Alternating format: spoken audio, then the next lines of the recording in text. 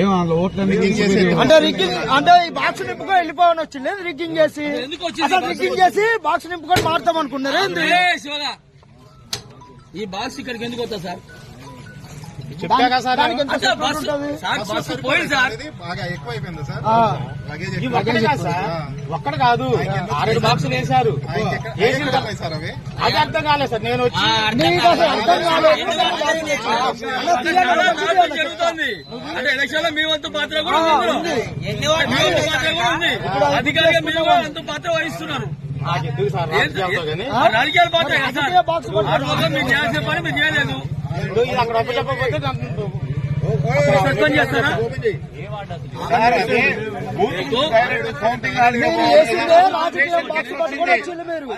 రాజకీయం బాక్స్